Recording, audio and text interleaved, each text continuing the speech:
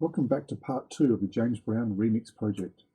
In the last video, we recorded the first guitar region. Now we're going to add the bass in a very similar manner.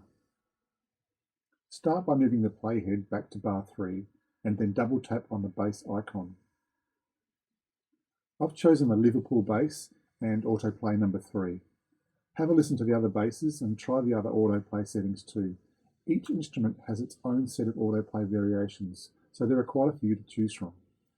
You might not be aware that if you tap the chord strip with 2 or 3 fingers, you'll get a slight variation to that if you tap with 1 finger.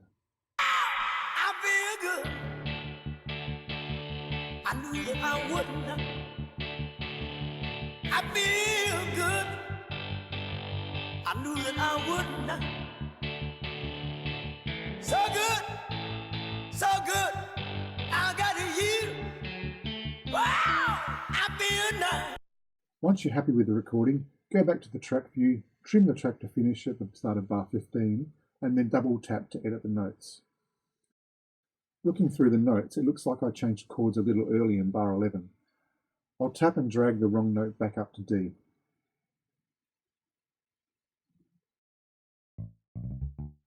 My bass line is pretty simple, so this won't be too hard to do the hits in the last few bars.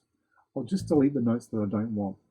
If your bass line is a little more complex, you'll need to consider whether you want to delete the whole bar and write them in manually, or maybe you could just move the notes to the correct beats.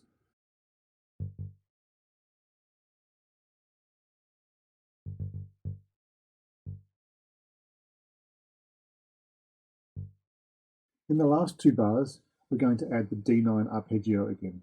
Delete the notes that aren't required, and then move to the register just above C2. Then add in the notes on the off beats, D, F sharp, A, C, and E. Adjust the note length on the first one and the rest will follow suit.